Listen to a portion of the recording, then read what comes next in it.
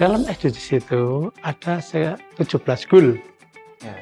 Ada tanpa kelaparan, terus tanpa kemiskinan. Mereka kita bantu supaya keluar dari ketidakberdayaannya. Itu 5 program besarnya.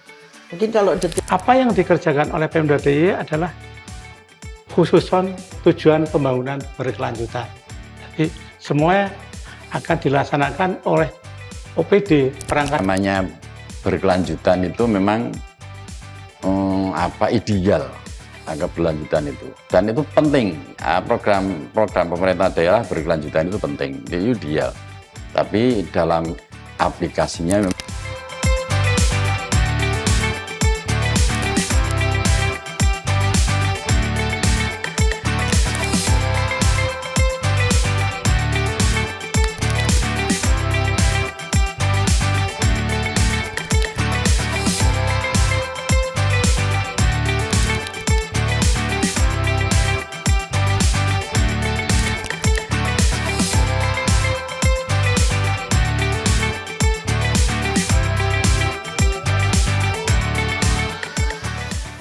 Assalamualaikum warahmatullahi wabarakatuh.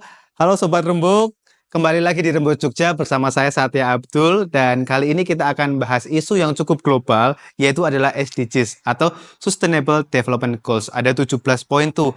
Dan hal itu juga sudah diadopsi oleh Indonesia sampai ke tingkat pemerintah daerah, termasuk daerah istimewa Yogyakarta. Dan di sini ternyata banyak sekali kegiatan-kegiatan yang harus dilakukan. Nah, untuk mengoptimalisasi implementasi di lapangan, maka pemerintah juga mengajak peran serta dari pihak-pihak lainnya atau yang kita bisa sebut multi stakeholder. Nah, seperti apa peran-perannya, peran pemerintah dan peran-peran pihak-pihak lain yang ada di dalamnya, kita akan bahas di podcast kali ini bersama para narasumber kita. Yuk. Halo Sobat Rembuk, kembali lagi di Rembuk Jogja, dan kali ini kita sudah ditemani oleh 3 narasumber kita.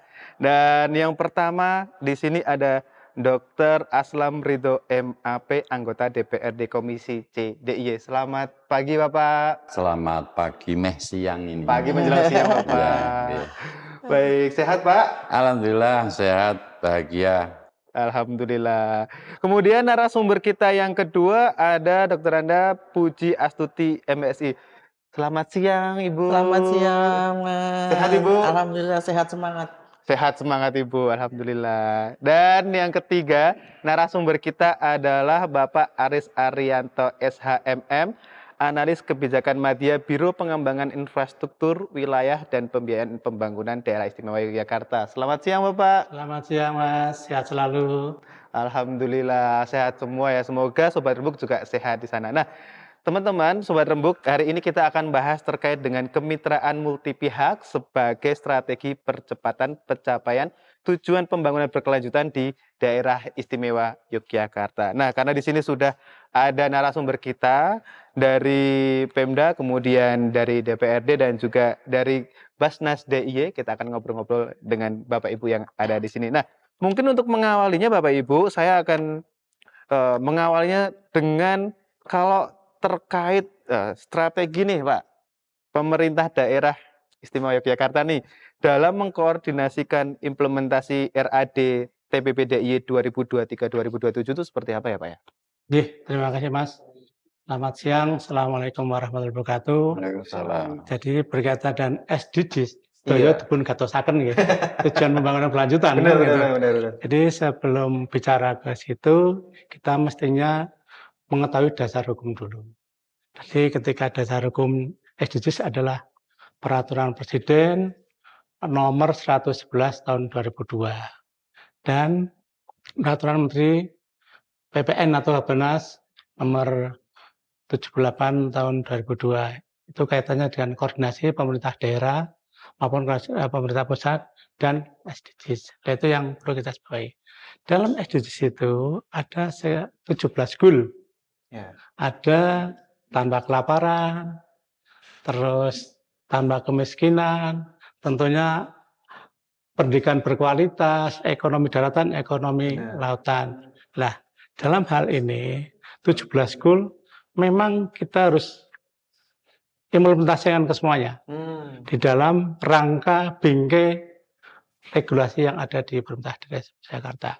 Tentunya dengan multi pihak kita terus terang saja kita berkolaboratif dengan teman-teman pemerintah pusat maupun pemerintah daerah, tentunya dengan parlemen. Kita nunda. Dan berikutnya juga dengan organisasi masyarakat sosial, dengan Basnas, dengan akademisi, dengan swasta, Benar. dengan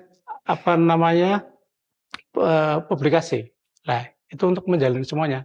Karena untuk menggarap tujuan goal. Dan yang tidak kalah penting juga kita menghadirkan kaum perempuan yang rentan. Bagaimana cara memandang tujuan pembangunan kita? Tentunya dalam merancang, memotivasi, juga menganalisis dalam tujuan pembangunan berkelanjutan. Lah, kita dalam SDGs ini secara kebetulan kita sudah mengeluarkan peraturan gubernur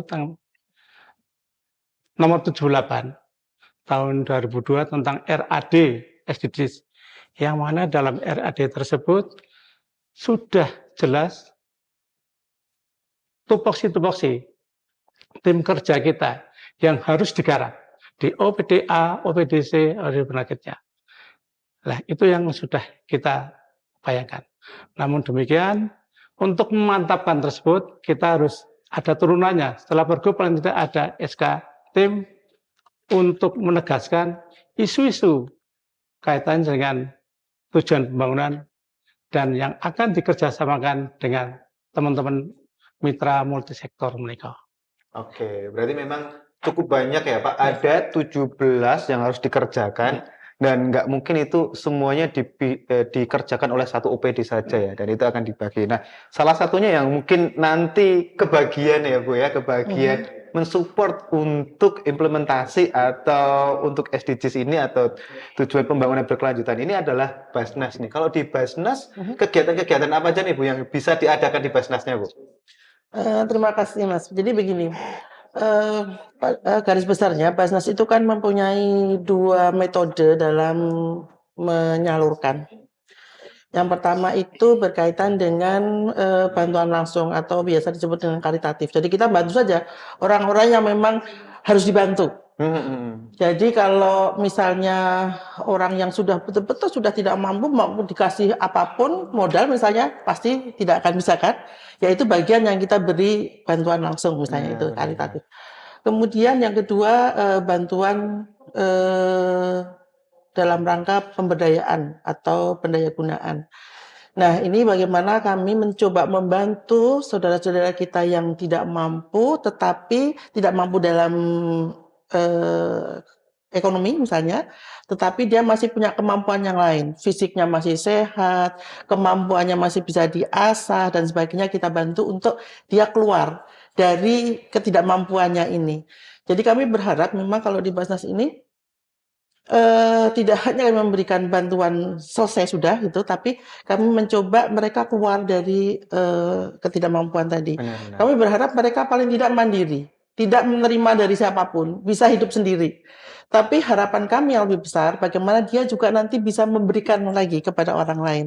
Jadi kalau dia sudah mampu, mandiri, kemudian dia lebih meningkat lagi, dia bisa memberi bantuan seperti dulu waktu dia diberi bantuan. Jadi begitu. Ini 2 metodenya begitu. Nah, programnya sebetulnya program besarnya itu ada 5. Ada 5 yaitu ini perlu saya jabarkan di sini atau nanti di sesi berikutnya ya. Tapi saya garis besarnya kasih kisi-kisinya Bu, kasih kisi-kisinya Bu. Jadi ada 5 program besar. Yang pertama adalah DIY Sehat. Ini berkaitan dengan kesehatan. Kita membantu masyarakat yang berkaitan dengan kesehatan. Kemudian yang kedua DIY Cerdas. Ini kami membantu yang berkaitan dengan pendidikan. Good education. Iya. Kami memberikan beasiswa, memberikan bantuan dan sebagainya. Tetapi memang kalau untuk beasiswa ini kami mengambil porsinya seperti pemerintah daerah. Kami di provinsi kan, di DIY, itu kami mengambilnya ya yang tingkat SLTA, setingkat SLTA gitu. Jadi yang urusan bantuan ke SD, SMP apa itu teman-teman kabupaten kota Basnas itu. Oke.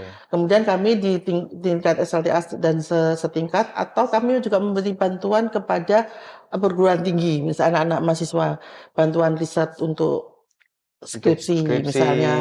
Kemudian ada beasiswa, tapi kami beri di akhir-akhir yang dia sudah kuliah sampai semester terakhir atau Sudah mau lulus nih. sudah lulus tapi dia kesulitan biaya. Oke. Kemudian kami lihat memang bagus gitu ya, artinya dia memang karena kesulitan biaya, bukan karena dia tidak pernah masuk dan sebagainya gitu kan. Iya, iya. Nah itu kami bantu. Itu. Idealnya sih memang kalau mau ngasih bantuan ya dari mulai awal sampai selesai. Benar, Tapi kan benar, dengan benar. kapasitas kami yang Iya. terbatas, kemudian juga ya beberapa hal kami ambil yang mereka harusnya sudah lulus tapi tidak mampu untuk menyelesaikan, kami bantu itu. Baik, baik, Itu yang baik. DIY cerdas. Kemudian ada namanya juga DIY Takwa. DIY Takwa. Ya, ini lebih kepada bagaimana kita meningkatkan akidah saudara-saudara kita yang memang masih perlu didampingi, masih perlu bantu gitu ya.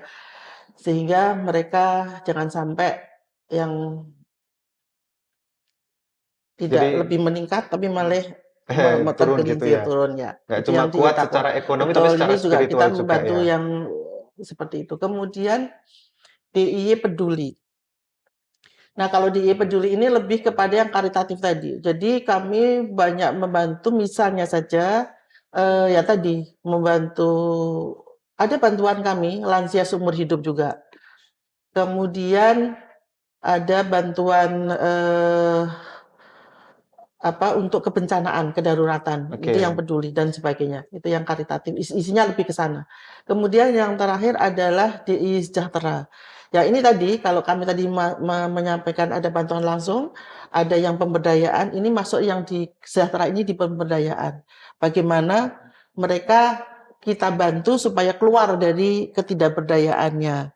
Itu 5 program besarnya. Mungkin kalau detailnya nanti kita ngobrol-ngobrol lagi. Oke. Ya. Baik, Bu Puci. Berarti ada 5 besar ya yang nanti yang ada, 5 program besar yang ada di Basnas. Oke, baik. Kalau di DPRD nih Pak, nanti perannya di pembangunan ini apa nih Pak, di SDGs ini Pak? DPRD sesuai yang kewenangan dan tugas pokok dan fungsi yang diberi oleh satu kaitan dengan peserta supporting DPRD di ruang alat kelengkapan DPRD itu bisa memberikan supporting terhadap kegiatan SDGs dengan kewenangan dan tugas di bidang budgetingnya. Kemudian yang kedua kaitan dengan pengawasan. Yang diberi oleh DPRD adalah pengawasan. Pengawasan terhadap apa? Pengawasan terhadap program-program kegiatan yang sudah dituangkan di dalam dokumen Perda APBD. Sejauh mana itu nilai keberlanjutan sustainability-nya seperti apa? Itu bisa biasa dilakukan oleh DPRD melalui komisi-komisi. Karena yang menjadi mitra OPD teknis itu komisi-komisi. Melalui komisi-komisi itu DPRD melakukan pengawasan terhadap implementasi pelaksanaan program kegiatan yang dilakukan oleh pemerintah daerah yang ada di dalam Perda APBD. Yang setiap tahun itu gubernur juga memberikan reportnya kepada DPRD terhadap program-program apa saja yang sudah dilaksanakan dalam bentuk dokumen LKPC.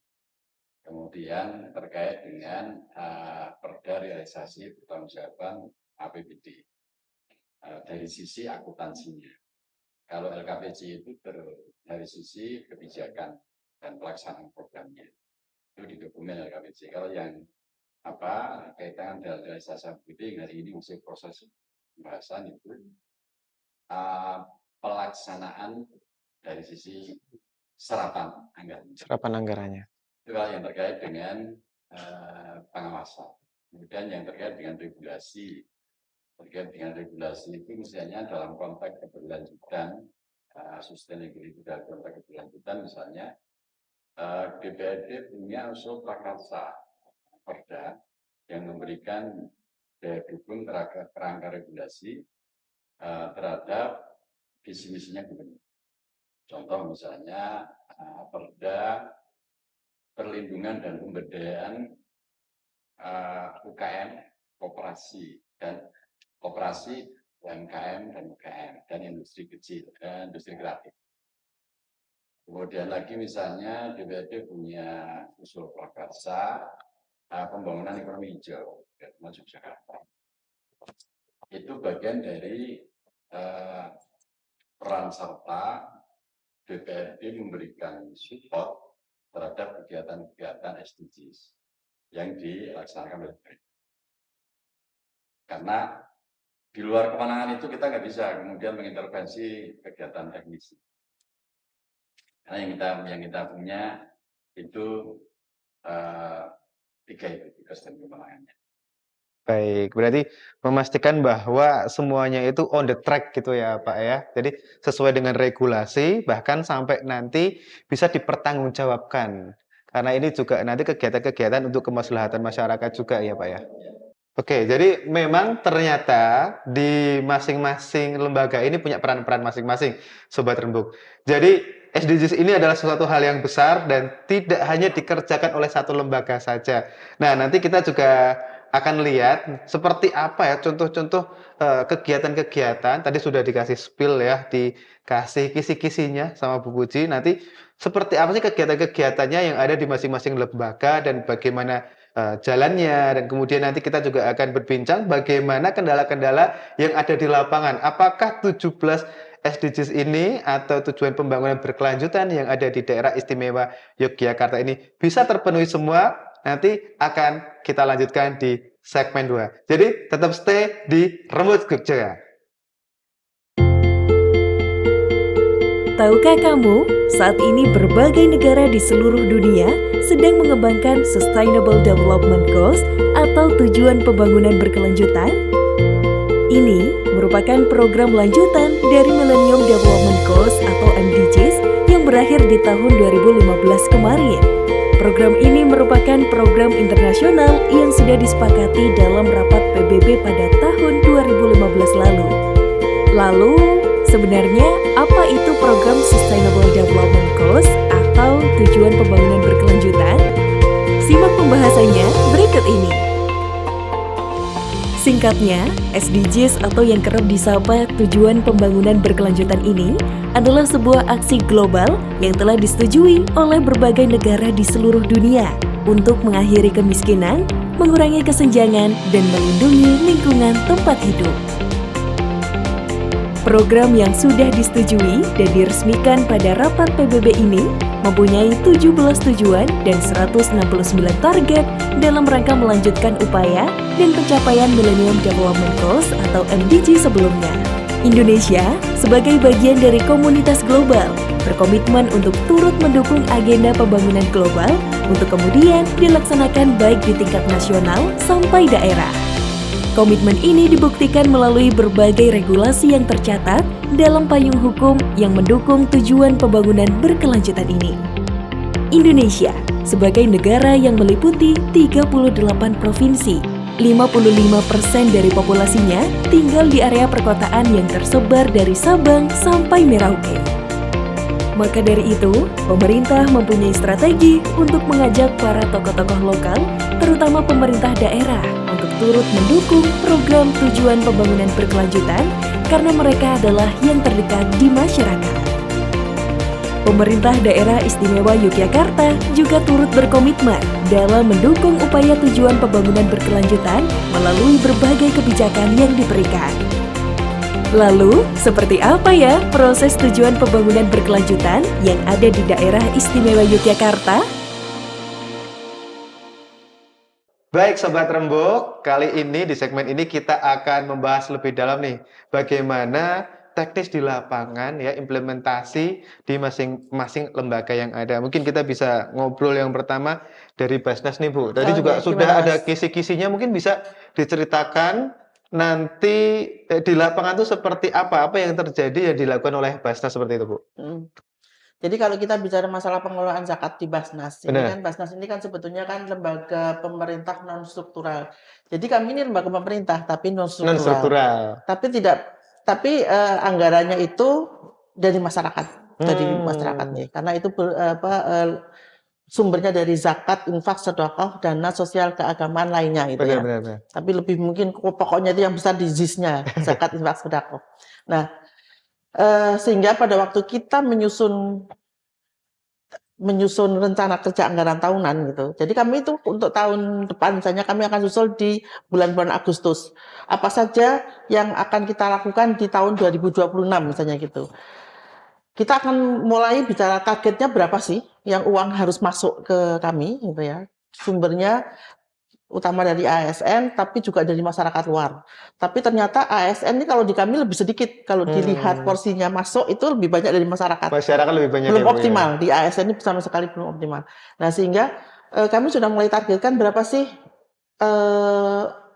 yang mau masuk ke kami itu berapa. Itu. Kemudian dari uang yang masuk itu mau digunakan untuk apa saja. Itu kami sudah punya. Sudah diplot. Sudah ada plotting. Kalau di beliau berdua ini Dewan dan dengan di Pemda ini kan sudah ada duitnya nih pasti di depan. Kalau kamu itu belum ada uangnya sama sekali masih nol. Kami belum tahu ini uang itu nanti masuk sejumlah itu atau tidak. Jadi kami memang harus kerja keras untuk bagaimana uang itu bisa minimal sesuai target yang kita tentukan. Kalau bisa lebih alhamdulillah. Artinya kalau bisa lebih berarti kami bisa memberikan lebih kepada masyarakat banyak. Nah, setelah itu baru kita masukkan tadi ke RKAT itu dengan 5 program yang ada itu 5 kita program besar tadi. breakdown dan sebagainya 5 program besar tadi. Nah, dari 5 program itu kalau kita bicara dengan masa SDGs ini 4 program yang sangat bisa berkaitan dengan SDGs. Yang di Takwa barangkali yang mungkin belum, tapi kalau yang sejahtera, sehat, pendidikan, kemudian peduli, ini peduli misalnya contohnya. Peduli ini kan lebih bagaimana kita yang kemiskinan dan kelaparan. Karena kami memberikan misalnya sebagai contoh saja. Salah satu program yang kami buat selain kedaruratan atau kebencanaan. Jadi kalau ada bencana itu kami harus juga turun ke lapangan. Kami punya namanya Basnas Tanggap Bencana yang itu untuk mereka ke lapangan. Tetapi misalnya saja yang kaitannya dengan contoh yang sudah kami lakukan ini, kami juga ada bantuan lansia seumur hidup. Kami memberikan itu, kita tahu bahwa sebetulnya orang-orang miskin ini harusnya kan ada bantuan dari pemerintah, dari mana gitu kan. Tapi ya namanya sekian banyak orang, barangkali yang harus data itu harusnya dapat menjadi tidak dapat. Yang harusnya tidak dapat menjadi dapat. Nah, kami ini mencoba mengambil porsi, ya kami kan kemampuannya juga tidak banyak, mengambil porsi yang harusnya dapat tapi tidak dapat, dan itu lansia yang sudah tidak produktif, lansia yang memang harus diberi, jangan sampai kelaparan tadi kalau kita masuk ke SDGs. Tapi kami berikan bantuan dalam bentuk logistik, yang penting beliaunya itu bisa makan, bisa tercukupi kebutuhan pokoknya itu salah satu contoh yang kami coba lakukan, selain bantuan yang lain lah gitu ya. Kemudian kalau untuk pendidikan berkualitas, yang tadi saya sampaikan bahwa kami memberikan bantuan beasiswa untuk saudara-saudara kita yang kurang mampu, SLTA ke atas. Tetapi memang untuk kemana saja sih? Apakah tadi bisa open, bisa semuanya daftar. By proposal, kami itu kan by proposal. Jadi proposal yang masuk ke kami itu akan kami proses, akan kami assessment apakah ini memang perlu dibantu. Nah, kalau perlu dibantu, kemudian kami akan tengok apakah uang kami ada, apakah sesuai dengan program yang ada. Kalau itu sesuai, kami bantu. Karena banyak proposal masuk tapi ternyata minta bantuan ternyata lebih sugih timbangane pimpinane Basnas itu misalnya gitu kan. Nah, artinya mereka tidak perlu dibantu. Kemudian yang berkaitan dengan itu yang proposal umum, boleh saja siapapun masuk. Kemudian kami juga dengan Pemda, kami mengambil yang namanya ada kantong kemiskinan. Ada 15 kantong kemiskinan. Kami coba masuk ke sana, kami mempunyai namanya Kampung Berkah. Kampung Berkah. 15 kantong kemiskinan ini kan sebetulnya mainnya di Kapanewon. Iya, iya. Baru tahun ini ada Kemantren. Sebelumnya kan nggak ada. Jadi di 4 kabupaten dulu. Sekarang baru ada di kota ada. Nah, tapi kami tidak bermain di satu Kapanewon karena terlalu berat buat kami. Tapi kami ngambil dari Kapanewon misalnya Imogiri. Imogiri itu kan salah satu kantong kemiskinan di Bantul. Nah, itu kami ngambil di Wukir Sari, Ukir Sari. ada di Selo Pamero misalnya gitu. Nah, kami masuk di kelurahan itu, kami coba, kalau itu semua program bisa masuk sesuai dengan asesmen kami, kebutuhan kami masuk.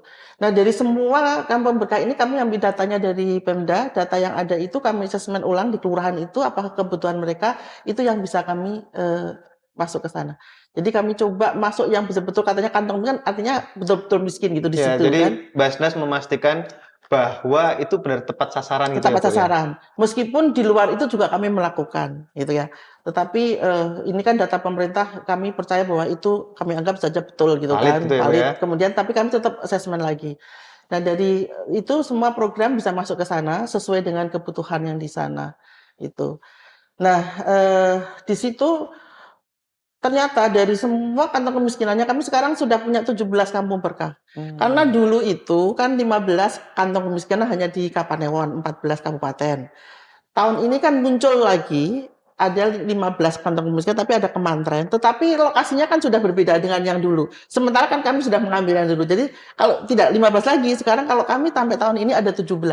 Tambah ya. Ya 17 ya. Nah, itu ternyata semuanya ada misalnya stunting. Stunting itu, nah kami masuk coba untuk ikut penanganan di Penanganan stunting. stunting itu. Misalnya saja kami coba membantu di kelurahan tersebut. Sebetulnya pemberian makanan tambahan itu bagaimana sih? Ternyata kan sebetulnya sudah banyak ini yang masuk ke sana untuk memberi bantuan. Benar. Nah, misalnya katakan harusnya 1 minggu itu full di subsidi gitu ya, dibantu. Ternyata ini ternyata tidak 1 minggu tidak. Ternyata tinggal 2 hari, 3 hari kami masuk yang kekurangannya itu, misalnya begitu. Jumlahnya pun sesuai dengan kondisi yang ada disesuaikan. Itu. Kemudian juga stunting itu kan tidak hanya dari faktor itu, tapi dari faktor lingkungan dia juga itu kan mempengaruhi anak-anak ya. Edukasi. Kemudian juga misalnya tadi air bersih itu juga akan mempengaruhi anak-anak menjadi stunting. Kemudian rumahnya tidak layak huni. Kami bantu untuk merehab menjadi rumah layak huni Basnas. Kami bantu. Biasanya kalau membantu situ kami satu unit itu 25 juta per rumah. Jangan berharap rumahnya seperti tempat emasnya misalnya. Yang penting kan itu layak. Tidak layak ya. Iya. Jadi sehat. Rumahnya itu tidak lantainya sudah tidak dari tanah. Ininya juga pencahayaannya juga cukup masuk. Jangan terus mintanya yang luasnya sesuai tanah dia. Ya enggak. Artinya patokannya seperti itu. Temennya nggak pada kebagian kalau saya bangunkan yang luasnya 500 meter persegi gitu. Karena kalau di kampung itu kan tanahnya luas-luas. Luas. Ya. Jadi itu. Kemudian air bersih. Air bersih itu juga iya. Jamban sehat. Jamban sehat juga kami coba masuk untuk membantu karena ternyata banyak juga yang jamban sehat itu kurang gitu. Jadi kami coba masuk untuk jamban sehat. Air bersih itu kami ada 2 macam. Yang kami satu itu dalam bentuk bantuan dalam jangka pendek, artinya dropping air pada waktu musim kekeringan misalnya. Kami coba bantu dropping air itu namanya sesaat ya, bantuan sesaat. Tapi kami coba juga membantu membuat sumur-sumur bor yang dibutuhkan untuk air bersih. Karena ini ternyata stunting itu tidak hanya karena pola makan, tetapi juga karena lingkungannya itu juga mempengaruhi. Dan juga waktu-waktu tidak hanya balitanya atau batitanya 2 tahun ya, paling obat 2 tahun kan, yang paling efektif itu 2 tahun. Tapi pada waktu mulai dari remaja dan ibu hamil itu perlu mendapat asupan gizi yang bagus. Itu contohnya saja. Iya, oke. Ternyata cukup menarik juga ya contoh-contohnya. Nah, kalau terkait dengan di Pemda nih Pak, terkait dengan integrasi SDGs ini ke perencanaan pembangunan daerah itu gimana Pak? Karena tadi kan banyak sekali kegiatan. Ini kalau diintegrasinya seperti apa Pak? Ya, terima kasih Mas. Jadi kalau tadi disampaikan Bu Puji, kaitan dengan actionnya yang di bawah ya, action seperti itu. Nah, tentunya kami terus terang berterima kasih berterima kasih dulu dengan Basnas karena Basnas memang mitra kerja kami Mitra kerja. sesuai dengan SK Tim Gubernur. Jadi berkaitan dengan hal tersebut, kami pemerintah daerah tentunya akan mensinergikan, memobilisasi kepada pemangku kepentingan yang ada di daerah istimewa Yogyakarta. Karena kami justru dengan adanya SDGs itu bisa menunjang diantaranya tadi stunting, sanitasi sehat, kaitannya dengan perekonomian juga masuk, dengan tutupan lahan juga masuk. Karena sejatinya apa yang dikerjakan oleh Pemda DIY adalah khususon tujuan pembangunan berkelanjutan. Jadi semua akan dilaksanakan oleh OPD perangkat daerah yang ada di DIY. Tentunya dengan kolaboratif dengan teman-teman di luar. Karena ada kemitraan dari dalam akademisi, bisa juga dari swasta, bisa dari masyarakat, bisa jadi komunitas. Nah, ini kan sudah bergerak di situ. Tentunya kami sudah ada sekolah hijau ya Bu ya, di Bantul ya, sekolah hijau. Sekolah hijau dan program iklim toh, program yang ada di Sleman dan tentunya kerjasama dengan Basnas berkaitan dengan sanitasi kan. Sanitasi sudah kami laksanakan. Clean water, ya, air bersih. Jadi sudah kita menggandeng dengan kemitraan semua yang ada di lingkungan DIY. Mas. Jadi memang sudah diintegrasikan gitu ya dengan OPD-OPD terkait dan juga dengan rencana pembangunannya itu sudah sesuai dengan SDGs gitu ya Pak ya? Ya, memang kita fokusnya disengkuyung bareng oleh OPD-OPD yang ada di DIY. Karena itu tugas bersamaan yang ada di daerah istimewa Yogyakarta. Oke, kalau selain OPD itu sebenarnya masyarakat tuh juga sudah ada keterlibatan belum Pak? Nah, tentunya dengan SK Tim sudah ada di situ. Pihak-pihak non pemerintah kita libatkan, termasuk ada masyarakat perempuan yang yang rentan. Kita upayakan untuk mengerjakan bersama-sama, melihat bisa memotivasi, bisa merancang, mengevaluasi kegiatan tujuan pembangunan berkelanjutan yang ada di daerah Yogyakarta. Oke, baik. Nah, ternyata cukup banyak juga ya. Nah, saya juga pengen tahu nih Pak, kalau dari sudut pandang dari DPRD nih terkait dengan program-program yang sudah dilaksanakan oleh tadi dari Biro maupun dari Basnas itu menurut dari DPRD pripun Pak? Sudah tepatkah atau seperti apa? Diskusi kita kan temanya khususnya terkait dengan SDGs. SDGs itu salah satu pokok besarnya adalah keberlanjutan. Benar. Sehingga dalam rangka keberlanjutan itu perlu daya dukung. Daya dukung itu salah satunya adalah kolaborasi dan kerjasama. Nah, terhadap kebijakan pemerintah daerah kaitan dengan pelaksanaan SDGs, Pak Gubernur sudah membuat perencanaan yang terstruktur dan sudah dituangkan dalam bentuk regulasi berupa peraturan gubernur kaitan dengan rencana aksi daerah. Rencana aksi daerah yang terprogram dalam rentang 4 sampai 5 tahun. Dan itu sudah bukan hanya sekarang, tapi sudah dimulai dari beberapa tahun yang lalu. Nah, salah satu inti pokok kita hari ini di DPRD yang punya program kegiatan pengawasan tentu recheck keberlanjutan itu wujud turun karena kegiatan SDGs ini udah lama ini. Kegiatan SDGs ini bukan hanya hari ini tapi sudah lama. Nah, kegiatan SDGs dalam titik keberlanjutan itu ono tipe ora. Berarti karena DPRD terus mengawasi ya seperti apa? Apakah SDGs ini terlaksana dan terlaksananya dengan baik atau tidak? Nah, kita jeda dulu, kita akan bahas di segmen selanjutnya. Oke, Oke. kita akan bahas selanjutnya terkait dengan bagaimana kita bisa mengevaluasi, memonitoring tugas-tugas yang terkait dengan SDGs. Oke, baik. Stop stay di Rembuk Jogja. Baik, Sobat Rembuk, tadi juga sudah kita dengar bahwa ternyata implementasi itu tidak hanya terkait dengan pengusulan kegiatan, tapi juga bagaimana monitoringnya dan kita memastikan kegiatan ini benar-benar berkelanjutan. Nah, kita akan sambung lagi. Tadi juga di DPR ya Pak ya, memastikan bahwa kegiatan-kegiatan itu istilahnya ada tipe E gitu ya Pak. Ada berkelanjutannya. Seperti apa itu Pak? Kegiatan yang keberlanjutan itu bahwa kayak misalnya pembangunan, saya ambil contoh pembangunan yang berhasil saja ya. Iya, iya. Pembangunan yang berhasil. Contoh misalnya Dinas Koperasi UMKM. Pada tahun yang berapa lupa itu digagas program Sibakul misalnya. Sibakul. Nah, program Sibakul itu dulu digagas oleh kepala dinas yang mungkin bukan kepala dinas sekarang ada. Digagas oleh staf yang mungkin tidak menduduki kepala bidang. Oke. Pada saat itu ada menjabat di bidang yang bersangkutan. Nah, faktanya prakteknya sampai hari ini kegiatan aplikasi Sibakul itu tetap berjalan dan tumbuh berkembang.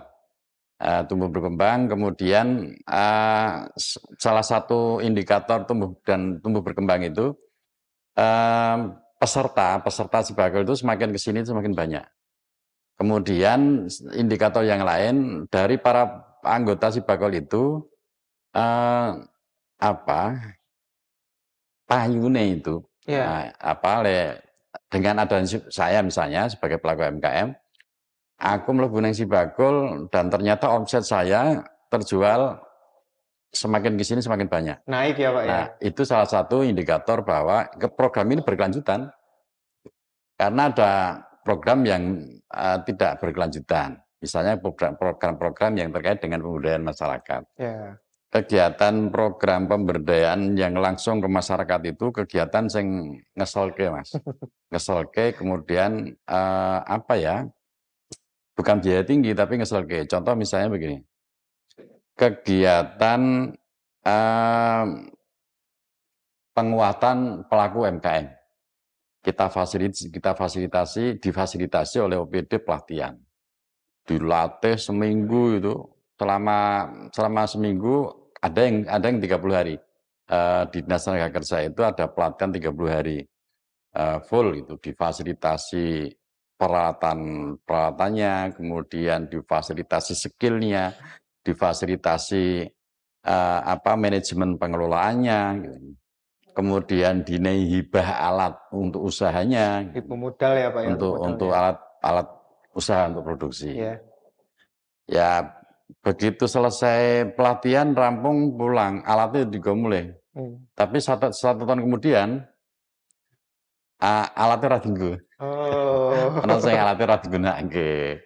Ya memang kepengen melu pelatihan itu. Iya. Tapi ada yang beberapa yang berkembang karena pelatihan itu. Misalnya ada pelatihan pengolahan hasil produksi pertanian. Pengolahan hasil produksi pertanian itu saya pernah mengikuti memantau kegiatannya. Kelompok KWT dilatih untuk mengolah cabai, dari bon cabai, dari macam-macam itu. Produk yang bisa dijual yang itu ya Pak? yang langsung dijual. Pelatihnya ini dia saguh nuku hasil produknya pelatihan ini peserta sampai pelatihan. sudah ada marketnya. Ada marketnya gitu. Dah kalau sudah selesai pelatihan ini sama iso nggawe yo piro wae nanti akan dibeli nih oleh pelatih ini. Wes kurang biaya itu. Tapi ya dari peserta yang jumlahnya itu 30 itu yang bisa lanjut hanya satu. Sing liyane ora lanjut. Padahal padha entuk alat kabeh. Sama pelatihannya sama, dapat alat semua ya. Iya, jadi yang namanya berkelanjutan itu memang ideal keberlanjutan itu. Dan itu penting. Program pemerintah daerah berkelanjutan itu penting, itu ideal. Tapi dalam aplikasinya memang susah untuk kemudian mempraktekkan berkelanjutan ini susah. Maka butuh kolaborasi. Oke. butuh check and balancing, Benar-benar. sehingga butuh penyempurnaan. Kurangi ngonopo kok tidak jalan misalnya. Maka kalau Pak Gubernur membuat timeline RAD itu bagian dari strateginya pemerintah daerah. Biar setiap 5 tahun itu ada masa evaluasinya. RAD yang sekarang berlaku itu RAD 2023-2027. Nanti di tahun 2026 besok akhir itu pemerintah daerah akan melakukan kegiatan pengevaluasian RAD selama 4 tahun 2023 sampai 2026 itu kira-kira kaitan dengan SDGs-nya kayak. Nah, berarti kurang ini itu perlu penyempurnaan. Maka untuk RAD tahun 2027 pira ya nak? 32 Iya. itu akan diredesain. Ya. Ini kebijakan bagus menurut saya. Pemerintah DIY punya dokumen RAD. Dan dokumen RAD ini dokumen yang disusun bareng-bareng, bukan hanya Bapeda hanya sebagai dirijen saja. Kenapa perlu RAD? Ini untuk mbariske laku seluruh OPD agar sama dengan visi misinya gubernur. Menyamakan visi gitu ya Pak ya? Menyamakan visi. Kalau tadi salah satu monitoringnya tadi adalah memastikan keberlanjutan kegiatannya, kualitas kegiatannya. Kalau terkait anggaran Pak, apakah itu juga dimonitor supaya tepat penggunaannya, kemudian tepat penganggarannya, ngoten Pak? Jadi DPRD itu Pak Gubernur itu menyampaikan laporan pertanggungjawaban hasil pelaksanaan APBD dari perspektif anggaran setelah diaudit oleh BPK. Oke, berarti kita tetap diaudit ya itu Pak? Diaudit. Jadi Gubernur menyampaikan nota pengantar kepada DPR atau DPR aku laporan hasil lekung laksana tahun 2004 kemarin. Iya. Itu setelah diaudit oleh BPK. Jadi Pak Gubernur memberikan laporan pertanggungjawaban realisasi APBD itu setelah diaudit, sehingga DPR itu penak moco dokumen harus diaudit kok. Terus diaudit oleh BPK. Oke. Jadi setiap tahun itu dari auditor itu melakukan audit terhadap kegiatan APBD setelah tahun berjalan, tahun berakhir.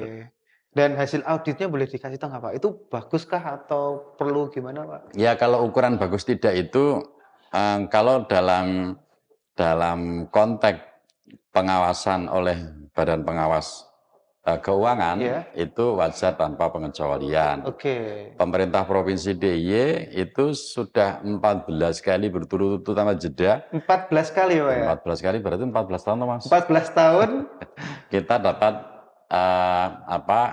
opini dari auditor BPK wajar tanpa pengecualian. Wah, keren. Berarti memang digunakan. Wajar itu ini Mas, maksudnya wajar itu bukan berarti tidak ada kekeliruan sama sekali. Jadi nek orang sing kleru itu malaikat jenenge. Malah mulanya ya ada kelirunya. Masa sih nggak ada? DPR ana kelirunya ya ono, OPD nggak kelirunya ada. Tapi kekeliruan yang dilakukan oleh pemerintah daerah dalam mengelola APBD itu dalam rentang wajar. Wajar itu misalnya kesalahan administrasi, kurang kelengkapan dokumen, gitu. Bukan pada ketidaksesuaian perencanaan dan input dan output. Ya mungkin kesalahan minor-minor lah ya Pak. Maka istilahnya wajar tanpa pengecualian. Kalau nek ana wong muni, salah, kayak kurang ini. Jeneng menungso. Gubernur sama OPD itu mesti ana kurangi. Maka istilahnya wajar. Tetap ana salahe, atau ana kurangi. Neng orang ana pengecualian, ya wajar. Ya, wajar tanpa WTP, wajar tanpa pengecualian. 14 kali berturut-turut kita 14 tahun. Oh, 14 tahun ya. Keren. Oke. Baik, kalau dari Biro Pengembangan nih Pak, terkait dengan monitoring yang nanti butuh bahan evaluasi itu seperti apa Pak yang dilakukan? Tadi udah disampaikan Pak Aslam tadi akan memonitoring itu ya tentunya kan sudah ada rambu-rambunya. Iya, benar. Jadi PDA, OPDC target-target yang sudah dilaksanakan seperti apa. Ketika target belum ada, nah itu yang menjadi bahan evaluasi kita untuk tahun berikutnya. Ya, paling tidak ya wajar lah tadi ya, wajar lah, minor wajar. Oke. Jadi itu yang perlu kita garis bawahi dalam hal memotret apa yang sudah dikerjakan tentang SDGs di OPD yang ada di DIY. Nah itu tanpa adanya apa namanya MONEF nanti tidak berlanjutan dan mungkin jalannya tidak on the track. Lah itu harapan kami untuk Pemda DIY sehingga RAD yang 2023-2008 akan kita perbarui kembali dengan catatan program kegiatan di OPD yang sudah dilaksanakan seperti apa, apakah sudah sesuai dengan target kita atau belum. Nah itu yang kami potret Baik, untuk baik. bagian evaluasi RAD tahun 2027-2032 Pak. Berarti termasuk monitoring mitra-mitra mana yang bisa kita gait Oke. kembali ataupun kita tambah mitranya gitu ya? Terus mengatakan ya. Oke, kalau selama ini mitra yang tadi ya sudah disampaikan ada yang praktisi, Ya. akademisi, kemudian kalau pelaku bisnis gitu Pak? Ya, kita ikutkan dalam RAD itu kan sudah apa namanya ditindaklanjuti dengan surat edaran gubernur dan SK tim SK tim gubernur yang melibatkan non pemerintah kita libatkan semuanya Apa saja itu Pak non pemerintah itu Pak? akademisi instansi vertikal yang ada di DIY instansi vertikal. contohnya Kanwil Oh, itu Kanwil, nah, perguruan tinggi terus komunitas dari pihak swasta lah itu kita libatkan semua di situ SK tim sudah diselesaikan belum? Itu bagian dari kegiatan yang akan kita sikapi di tahun 2026 besok. Oke. Nah, jadi tanpa ada kolaborasi dengan teman-teman itu, saya yakin tujuan pembangunan kita belum akan maksimal. Ya. Karena Jadi, tidak hanya Pemda yang bekerja, tapi semua lini ya Pak ya? yang ada di daerah Jakarta. Oke, dan kalau untuk menurut pandangan Bapak, ke depannya itu apakah mitra itu akan terus bertambah atau selama ini mitranya sudah cukup gitu Pak? Tentunya kita melihat situasi dan kondisi. Kan kita tadi awalnya mau memotret dulu. Bagaimana dengan tim kerja itu. Apakah perlu ditambah atau tetap berkurang? Nah itu kita belum kelihatan. Tapi kalau kita sudah memotret action-action yang ada di OPD, oh tentunya seperti ini. Kita akan rekomendasikan plan A seperti ini, plan B seperti ini. Nah itu yang kita tidak akan langsung menyebut OPD mana. Paling tidak nanti untuk keberlanjutan pembangunan di DIY agar sinergis perlu teman-teman dari luar yang lebih baik lagi atau tentunya yang bisa mendorong keberlanjutan. Baik. Nah, ini kalau dari Pemda nih. Kalau dari Basnas nih Bu, ini mitranya juga cukup unik ya, karena juga langsung dengan masyarakat juga. Salah satu sumber dana yang dihimpun adalah dari masyarakat. Dan juga tadi kalau dari dinas ada dari pendidikan, ada dari bisnis dan lain. Kalau dari Basnas mitra-mitranya Ibu? Mitra kami terbuka, semuanya boleh bermitra dengan kami, siapapun. Pemda pasti, karena kami kan SK-nya dari gubernur ya, pasti. Itu mitra utama ya. Tapi masyarakat siapapun boleh bermitra dengan kami. Yang penting sesuai dengan kami itu punya aturan ada namanya 3 aman. 3 aman. Yang penting 1, aman syar'i. Aman syar'i. Yang kedua aman regulasi. Aman regulasi. Yang ketiga aman NKRI. Wah, aman NKRI. Ya. Kalau sudah 3 aman ini, kemudian di breakdown di kegiatan yang sudah ada, kemudian siapapun boleh bermitra dengan kami, nggak masalah. Kami terbuka, siapapun membayar ke kami, alhamdulillah gitu ya, itu yang kami harapkan. Dan kami pun mendistribusikan juga nggak masalah kalau memang itu dibutuhkan oleh kelompok asal 3 aman ini. Karena kami kan begini, kalau tadi di mana di pemerintahan itu ada BPK yang mengaudit dengan tadi hasilnya seperti ini itu kami pun punya kewajiban untuk audit. Wah. Harus dilakukan oleh kantor akuntan publik. Jadi kami nggak boleh main mata, maksudnya begitu. Ini kan uang apa ya, uang Uang umat, masyarakat juga uang umat umat ya. lagi umat.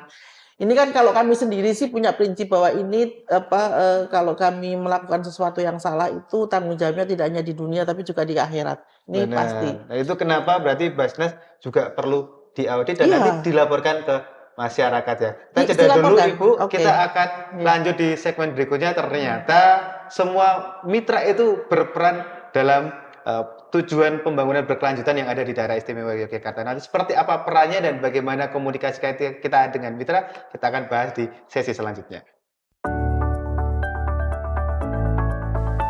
Pemerintah Daerah Istimewa Yogyakarta berdasarkan komitmen Indonesia dalam mendukung upayanya sebagai bagian dari komunitas global, turut memberikan upayanya untuk menerapkan Sustainable Development Goals atau tujuan pembangunan berkelanjutan di tingkat daerah.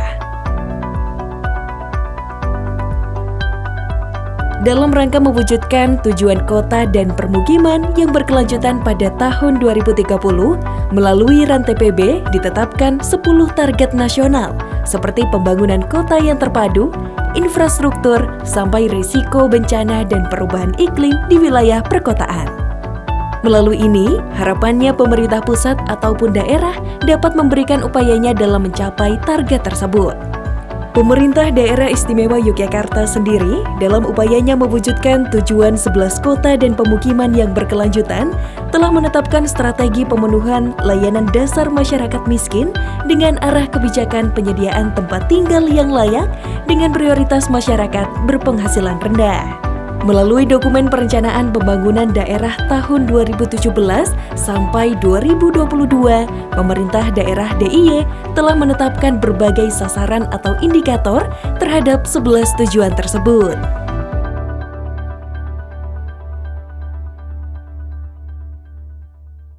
Oke, Sobat Rembuk, ternyata tadi Basnas juga dapat audit ya. Dan seperti apa auditnya dan nanti dilaporkan dengan siapa mungkin bisa diceritakan, Baik. Bu? Iya, terima kasih. Jadi kami itu diaudit untuk keuangan itu setiap tahun dengan kantor akuntan publik. Kemudian audit syariah itu juga dilakukan yang berkaitan dengan apakah kami benar melakukan pelaksanaan pengelolaan zakat itu sesuai dengan rambu-rambu syar'inya. Oke. Ya, itu oleh Irjen Kementerian Agama Pusat ya. Nah, setelah ini kan uang umat ya, Mas. Jadi buat kami itu sangat-sangat betul karena namanya manusia seperti tadi Pak Aslam juga sampaikan ono lupute itu barangkali iya. Supaya lupute itu tidak disengaja atau tidak kebablasan itu kan harus ada orang pihak lain gitu ya yang ikut mengawasi itu. Nah, setelah nanti sudah ada hasil audit itu kami punya kewajiban juga selain kewajiban audit itu memberikan laporan ke gubernur, pasti kalau itu kami secara resmi ada dalam bentuk laporan gitu ke gubernur. Tapi ke masyarakat kami tayangkan atau kami muat di media massa. Biasanya kami di surat kabar itu. Kami itu untuk pertanggungjawaban ke masyarakat. Nah, selain itu kami itu kan ada namanya kami dari Basnas RI sampai ke Basnas Kabupaten Kota, di RI Provinsi Kabupaten Kota itu ada namanya Sistem Informasi Manajemen Basnas, namanya khususnya SIMBA. Jadi semua transaksi apapun masuk keluar dan sebagainya itu terrekod di situ. Ini kan jejak digital, nggak bisa main-main kalau sudah jejak digital. Ini kan digitalisasi. Jadi Basnas RI itu bisa ngecek kami itu lewat aplikasi itu sampai ke ini. Nah, bahkan ini kalau misalnya ada musafir itu ya, misalnya musafir itu apa namanya kalau istilahnya ya, itu minta bantuan kami kan bisa cek apakah dia sudah minta bantuan ke sana, Basnas yang mana? Pasti ya. Karena ternyata yang seperti itu juga ada yang abal-abal gitu, gitu. Nah, seperti itu. Nah, sehingga informasi yang terbuka seperti ini transparansi ini saya kira memang bisa dan itu bisa diakses sebetulnya oleh siapapun gitu. Kalau cuman kelasnya akses itu kan akan kami berikan itu ada yang bisa seluruhnya, kan nggak mungkin kita buka dapur kok kita baju kok telanjang betul kan nggak kan? Itu kalau memang itu lembaga itu butuh itu ya nggak apa-apa yang seperti itu. Tapi kalau untuk yang lain kami beri akses yang lain. Jadi dia bisa ngecek itu. Jadi dari mulai tadi Simba sudah ini, kemudian ada 3 aman tadi, kemudian harus auditnya 2 kali, audit keuangan dan audit syariah. Kemudian juga pelaporan kami harus melakukan itu ke Pak Gubernur, ke masyarakat. Kemudian juga kami ada yang namanya untuk mengukur keberhasilan dari pengelolaan zakat itu, ada yang namanya indeks zakat nasional dan ada namanya kaji dampak zakat. Jadi apakah yang kami berikan, kalau yang kaji dampak zakat itu yang lebih ke pemberdayaan tadi, gitu. Apakah yang kami berikan tadi itu berdampak setengah tahun, berdampak 1 tahun, itu akan kami monitor terus. Oke. Ya, pada waktu mereka beri, mereka penghasilnya berapa? Setengah tahun kemudian kami akan catat berapa. Apakah lebih rendah, apakah lebih turun? Kalau rendah harus seperti apa? Kalau naik, alhamdulillah. Itu namanya kaji dampak zakat. Jadi diukur dengan itu. Jadi keberhasilan pengelolaan zakat itu ada namanya indeks zakat nasional dan tadi ada kaji dampak dari zakat.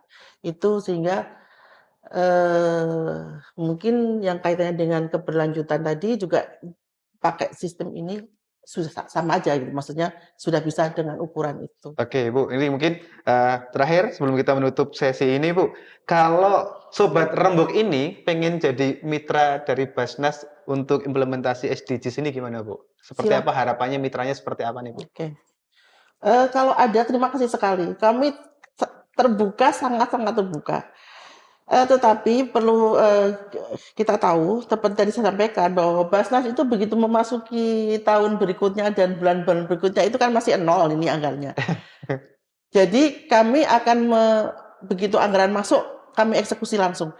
Kami tidak boleh mengendapkan duit itu lama-lama. 3 bulan duit itu harus sudah dikeluarkan, maksimal 3 bulan. Oke. Jadi jangan tanya saldo kalau sama Basnas, gitu ya. Karena ini langsung sudah harus disalurkan, nggak boleh. Nah, sehingga siapapun yang akan bermitra dengan kami untuk hal tersebut tadi, kami sangat terbuka dan boleh datang ke kami saja langsung. Entah itu siapapun itu datang ke kantor kami di Basnas Daerah Istimewa Yogyakarta, Jalan Retno Dumilah nomor 23C Yogyakarta. Itu. Silahkan. Oke, terbuka untuk umum ya, Bu ya? Oh ya, apa yang mereka banyak soalnya yang tidak perlu saya jabarkan satu kali ya. Karena banyak dari mitra-mitra kami yang di luar pemerintah itu datang ke kami rembukan, ada yang ternyata nggak bisa ini, ya sudah. Tapi kita sudah silaturahmi. Anggap saja itu silaturahmi lah buat kami gitu ya. Oke. Kalau masih akhirnya bisa jalan dua-duanya ini jalan. Kemarin kami dengan UNU memberikan MOU bersama-sama untuk kami bisa membantu pendidikan kalau sana ke mahasiswa. Kami juga bisa mendapatkan fasilitasi. Misalnya saja tempatnya bagus soalnya, ya Pak Aslam. Gedungnya ini yang ngadirin itu bagus. Jadi kami pun kalau yang lain mungkin sewa, kami ini karena ada sinergi program itu, kami bisa misalnya seperti itu. Salah satu contoh saja. Nah, kan kalau yang tadi kami bantu untuk mahasiswa misalnya di UNU ini kan artinya dari pendidikan yang berkualitas. Gitu. Ya mungkin lain boleh, yang lain pun nggak masalah. Gitu. Baik. Tergantung keperluannya apa Oke. dan sebagainya. Baik, terima kasih Bu Puji. Kalau dari Pak Aris terkait dengan kemitraan dengan mungkin Sobat Rembuk pengen juga support pemerintah nih Pak. Mereka mau berperan seperti apa nih harapannya Pak Aris? Tentunya kami welcome juga loh, sama karena dengan Bu Puji. Karena untuk kontribusi terhadap Pemda DIY kan sifatnya evaluator, hanya yang banyak evaluator. Sehingga lebih baik seperti itu, kita ikut serta dalam ngerembuk SDGs yang ada di Pemerintah Desa Jakarta. Tentunya kami sudah memadai di SKT itu ada akademisi perguruan tinggi, sudah masuk di situ. Jadi welcome saja, karena tanpa adanya pihak non pemerintah yang ada di tujuan pembangunan pemerintahan belum bisa dilaksanakan secara maksimal karena sesuai dengan regulasi yang ada di Pemda DIY kan sudah jelas regulasinya. Tim kerja Inspektorat melaksanakan apa sudah jelas. Hanya saja mungkin yang perlu kita garis bawahi, program itu sudah berjalan secara maksimal atau belum. Nah itu yang kami akan kita evaluasi, Mas. Jadi seperti Kemenak juga kita menjadi anggota tim SDGs. Ada cuma tadi agak kelupaan saya.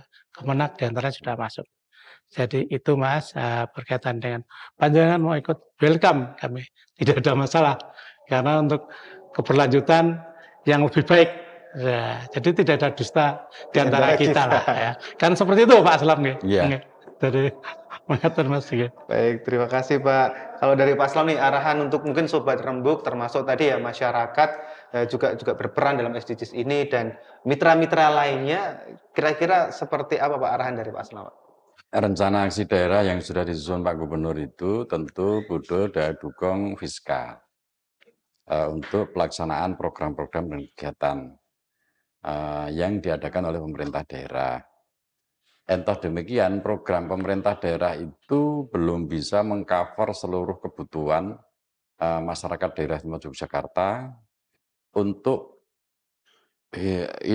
hidup sejahtera. Enggak cukup posisi fiskalnya APBD, karena posisi fiskal kita itu hanya 5, sekian triliun. 5, sekian triliun itu untuk belanja pegawai sekian, belanja modalnya aja hanya sekian. Sehingga rencana aksi daerah itu APBD bukan satu-satunya. Jadi rencana aksi daerah Pak Gubernur itu tentu membutuhkan partisipasi seluruh stakeholder yang ada di daerah Yogyakarta. Dalam rangka ayo bersama-sama membangun daerah Yogyakarta, ini loh RKAD-nya, rencana aksinya kayak gini nih. Jadi rencana aksi itu kecuali untuk mendirijeni OPD, juga untuk mendirijeni seluruh stakeholder yang mau berpartisipasi pembangunan berkelanjutan di daerah Yogyakarta, termasuk dalam hal ini Basnas. Karena Basnas juga ada kegiatan yang ke masyarakat, yang tentu ini bisa disinergikan dengan rencana aksi daerahnya Gubernur. Demikian juga BUMN, BUMD, kita punya BUMD punya CSR. Untuk CSR itu ya untuk masyarakat, pelayanan di masyarakat. Demikian juga untuk BUMN yang lain yang ada di Yogyakarta. Mereka tentu dengan CSR-nya itu melakukan kegiatan juga di masyarakat. Nah, kolaborasi lintas stakeholder ini sangat diperlukan. Sangat diperlukan dalam rangka untuk percepatan pemastian rencana aksi daerah yang sudah disusun oleh Gubernur itu berjalan. Karena sekali lagi rencana aksi daerah itu tidak cukup hanya menjaga APBD. Jumlah penduduk kita ada 3 juta sekian. Penduduk miskin kita ada sekian, saya nggak hafal angkanya. 10,40% itu penduduk miskin kita. Penduduk kita ada 3 juta sekian, sehingga jaga APBD kita yang hanya 5, sekian triliun tidak cukup. Kaitan dengan pembangunan berkelanjutan di daerah Yogyakarta yang berada di lintas sektor, ekonomi, pendidikan, kesehatan, dan lain-lain. Basnas tadi malah banyak tuh kegiatannya, ada pendidikan, ada kesehatan ada kesejahteraan juga, ada pemberdayaan masyarakat juga. Toh Rawurunga kan gue masyarakat Jogja. Benar. Nah, RAD ini sebagai bagian dari untuk mendirijen. Gitu. Maka butuh kerjasama lintas sektor, gitu. Kerjasama lintas sektor antara pemerintah daerah dengan seluruh stakeholder. Oke, baik. Terima kasih Pak Aslam. Baik, Sobat Rembuk, ternyata ya terkait dengan tujuan pembangunan berkelanjutan yang ada di daerah istimewa Yogyakarta ini bukan hanya tugas dari pemerintah, tapi juga lintas sektor. karena ini cukup banyak yang harus dikerjakan dan kalau semuanya dibebankan ke pemerintah akan menjadi sangat lama. Maka perlu juga tadi sempat di-mention ada dari akademisi maupun dari bisnis maupun dari pemerintah yang sudah hadir, kemudian komunitas-komunitas yang juga bisa bergabung dan juga media yang juga memberitakan bagaimana program-program ini dilaksanakan dan menjadi program-program yang berkelanjutan. Jadi kalau dari Sobat Rembuk tertarik untuk bergabung di implementasi tujuan pembangunan berkelanjutan di Daerah Istimewa Yogyakarta atau SDGs ini, teman-teman bisa langsung juga turut serta mengutarakan ide-idenya ataupun juga mengawal program-program yang sudah diselenggarakan oleh pemerintah dan memaksimalkannya. Tadi sudah ada program-program dari Basnas ya, dari Biro maupun dari DPRD yang terkait dengan pelatihan-pelatihan itu juga bisa diikuti dan juga sesuai dengan bertanggung jawab ya Pak ya, tidak ikut pelatihan terus hilang, tapi juga bisa membantu. Dari seperti harapan Basnas tadi, juga setelah dibantu harapannya nanti Sobat Rembuk juga bisa gantian membantu yang lain. Ya. Jadi harapannya itu jadi program yang berkelanjutan dan juga berdampak untuk semuanya. Terima kasih sudah menonton Rembuk Jogja dan juga nantikan juga episode-episode Rembuk Jogja selanjutnya. Terima kasih. Wassalamualaikum warahmatullahi wabarakatuh. Waalaikumsalam warahmatullahi wabarakatuh.